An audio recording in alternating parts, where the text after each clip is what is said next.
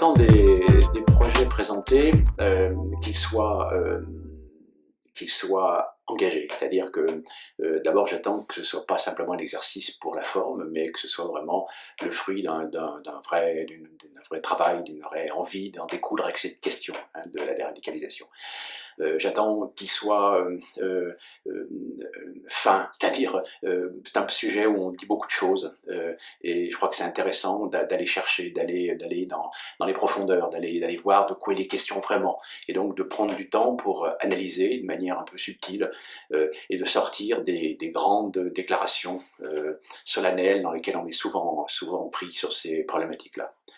J'attends également que ce soit conçu comme un outil de transmission, c'est-à-dire que c'est pas juste pour soi, c'est aussi parce qu'on a des choses à dire aux autres et que les objets qui vont être fabriqués, quels qu'ils soient, quelle que soit leur nature, pour moi devront avoir cette capacité à essayer de convaincre.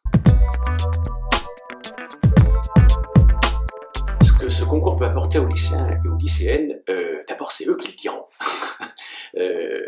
Ce que j'espère, c'est que ça leur permettra précisément de sortir des chemins déjà balisés, c'est-à-dire que de répéter à l'infini des choses qu'on entend partout dans les médias ou dans des sources d'information un peu, on va dire, rapides. J'espère que ça leur donnera une vraie appréhension du sujet et une appréhension surtout qui soit une appréhension concrète. Parce qu'il s'agit là pas seulement d'idées, il s'agit bien sûr d'idées, mais il s'agit aussi de façon d'être, il s'agit de conduite, de manière d'agir dans le monde, dans ses rapports avec les autres. Donc c'est essentiel. Donc j'espère qu'ils auront, au moins que ce concours, ce travail participera à leur permettre de mieux s'outiller pour affronter ça. Et je pense à une citation d'un pédagogue brésilien qui dit « La question aujourd'hui n'est plus de savoir, comme on le disait autrefois, quel monde on va laisser à nos enfants, mais plutôt quels enfants on va laisser à notre monde. » Et je pense qu'on en est précisément là aujourd'hui avec cette histoire.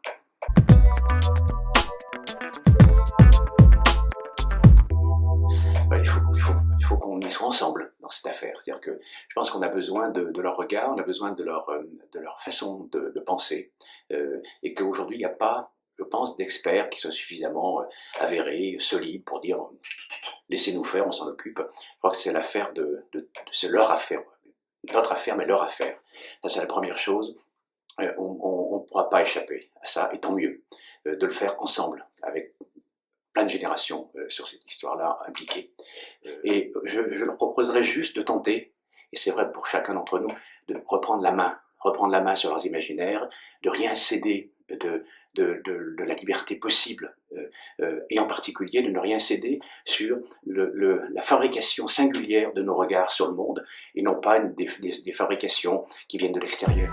Donc il faut encore une fois s'outiller pour ça.